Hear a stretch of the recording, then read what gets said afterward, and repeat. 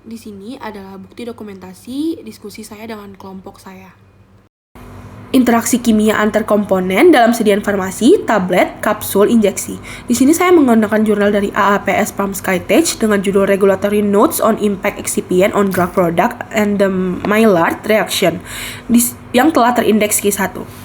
Pada jurnal ini disebutkan bahwa terdapat reaksi atau interaksi dari suatu zat aktif yang terdapat gugus amin primer dengan laktosa sebagai eksipiennya, yang diketahui sebagai reaksi Maillard.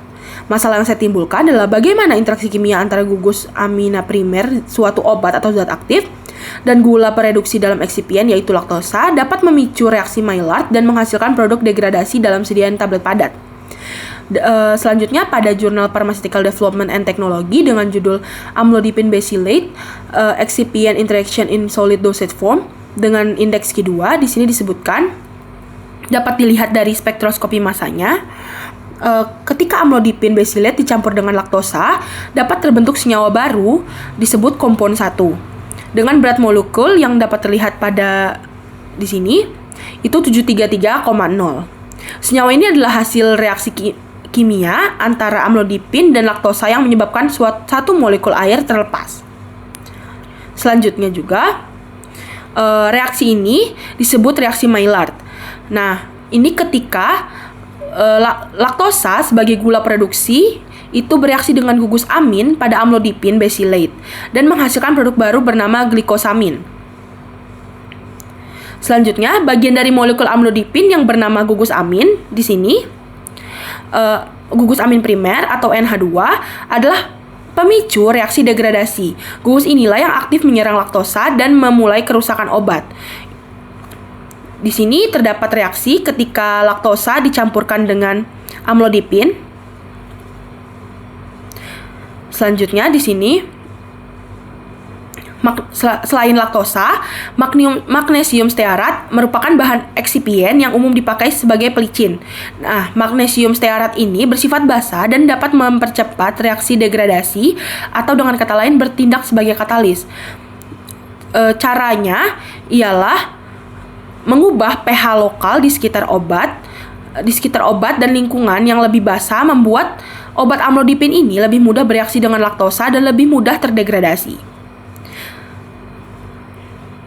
Dalam kondisi basa tadi, akibat Mg stearat, amlodipine berubah bentuk menjadi free base atau bentuk basa yang tidak terikat garam, sehingga lebih reaktif dan agresif dalam menyerang laktosa sehingga produk gabungan ini terbentuk lebih mudah dan lebih cepat. Dapat dilihat dari tabel untuk yang atas, yang saya highlight di atas itu merupakan amlodipine tanpa eksipien. Dan untuk yang di bawah itu merupakan amlodipine dengan laktosa, Mg stearat, dan air.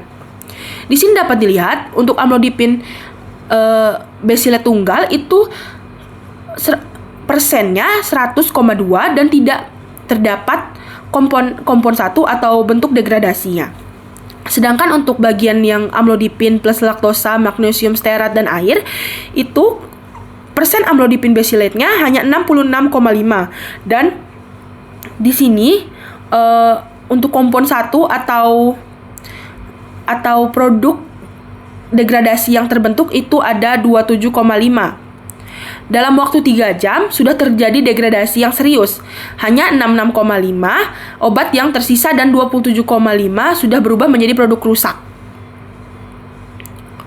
Selanjutnya di sini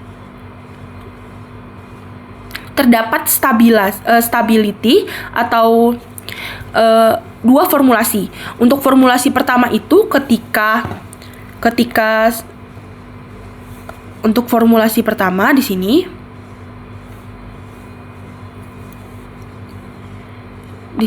pada 40 derajat itu ketika amlodipine ditambahkan dengan laktosa dan terdapat beberapa degradasi seperti pada untuk jam ketiga dan jam ke-6 itu amlodipine becylate-nya menjadi 99,6 dibandingkan dengan untuk formulasi kedua itu dari jam ke-1 sampai ke-6 itu tidak terdapat degradasi sama sekali atau produk degradasi sama sekali jika dibandingkan dengan formulasi 1 yang dengan laktosa. Untuk formulasi 2 ini dengan menggunakan MSS itu tidak terdapat produk degradasi. Selanjutnya, di sini terdapat kineteka orde pertama, artinya laju degradasi berbanding lurus dengan jumlah obat yang masih tersisa. Nah, di sini kan terdapat nilai kolerasi yaitu 0,98 menunjukkan data atau jumlah yang sangat konsisten. Data ini digunakan untuk memprediksi seberapa cepat obat akan rusak dan membantu menentukan tanggal untuk kerusakan obat tersebut.